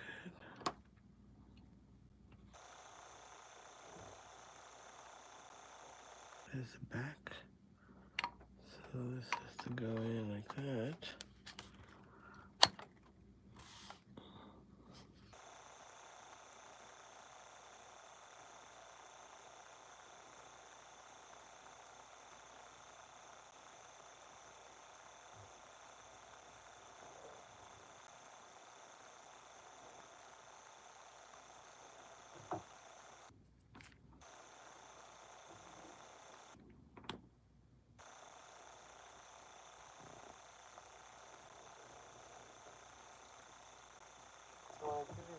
They're all the way tight because you always need a little bit of wiggle room. They just don't always fit just perfect in.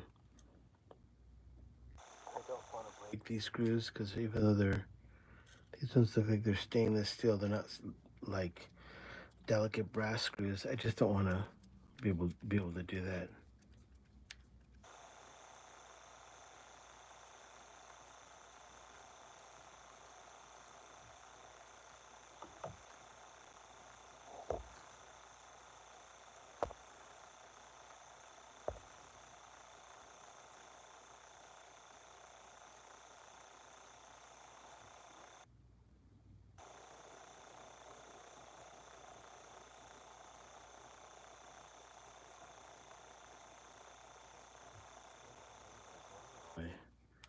What's the deal? What's the deal? Slightly off. Let me loosen these other ones so I could kind of get it in the ballpark. It's loose.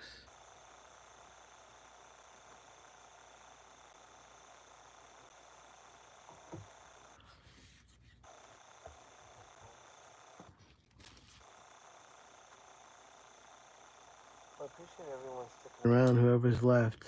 I know this is a clears the room kind of a vibe, but if you're not really interested in ribbon mics, then this could be interesting. I don't know. For me, it's interesting. I love doing this. I haven't worked on one of these in maybe 2 years, 3 years. And the good part about it is, thanks to my friend Earl Houston, he had all the shiny boxes and Apex 210s, Apex 110. I mean, he had almost every variation of this mic. And once again, a long time ago, this was the only style of microphone that you could get that came out of China before they changed all the transducers, which are the transducers that I see now in almost all microphones now have the same kind of Royer square transducer. All right, so I'm going to loosen this up a little bit. Hopefully this doesn't ruin my day.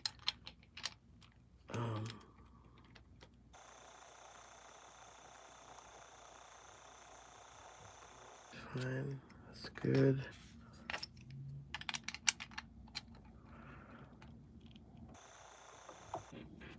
Yeah, the Golden Age one. I mean, yeah, this is kind of back the norm of all the bigger, and they call this the retro looking mics. But I think the design is fucking killer, and people forgot about it. They're like, oh, you know, maybe these aren't my deal. They're large, but when you have that ribbon, I mean, that's still okay. The MXLs have a 2-inch ribbon as well. I mean, a 2-inch magnet, and the ribbon's a little bit longer. But it's the way this throw is, though it's really open and long.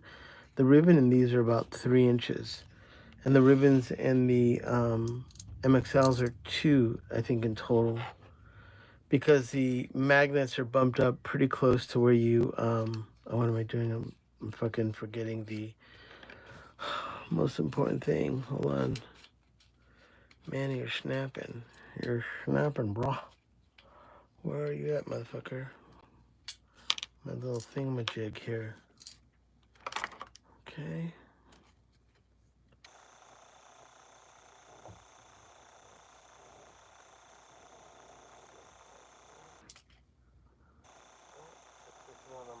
And that looks about right. That looks accurate. And once again, this is for sale. This is Manny's personal mic I'm selling. It's going to be for $450, free delivery and insurance US. If you're not in the US, probably add 60 to 80 bucks. I'll insure it the best I can if it goes overseas. And then also, if you blow this ribbon, once I've known this is my mic I've worked on and you're getting it, it's $30, and then you cover the shipping, and I will do these for you. So someone asked me the total price. This one is actually, the mic itself is worth about $400, maybe $350 to $450. I'm selling it for that price of $450, but I've already changed the ribbon out for high quality ribbon that's closer to a Royers. and I've tuned it, and it's pretty fabulous now. And it comes with a really wicked, which I love. It's like a hanging bag. So it's almost like a bat. You hang them upside down. So this bag that comes with this large mic is super cool. So if I do a ribbon, let's say you have a ribbon mic that you want me to do any other brands, it's usually $250 a mic. If you're within the U.S., I can ship it back to you and insure it for the cost of the mic. But and also there's other microphones. If you want to write me, I'll give you a list of easy options. One is to go to Sweetwater. You log in and sign in. You buy a mic for 99 bucks, but you've already contacted me. I give you my P.O. box because Sweetwater is free shipping.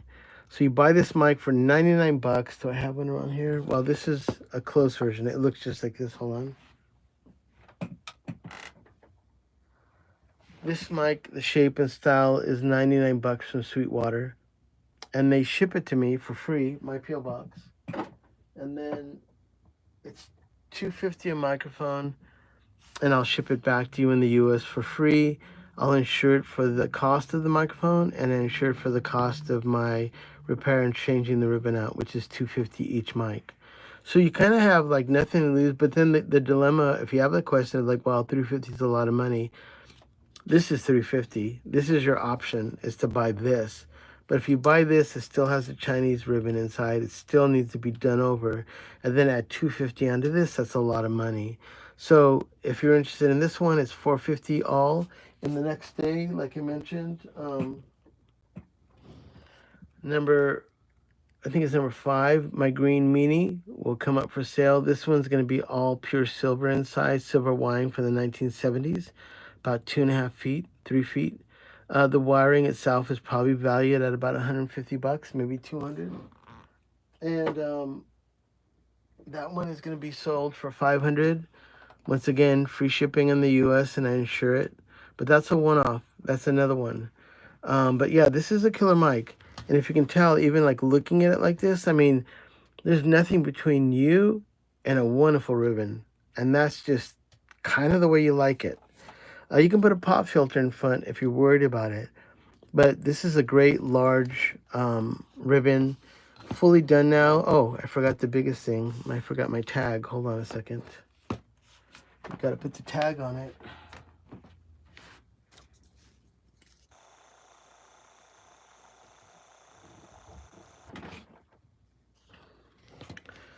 So I have 2 of these. I'm keeping this one. I'm selling this one and keeping my other one. They're really, really good, full-bodied, big ribbons. And we're just going to change it up with a little bit of a... Is that straight? It's not straight.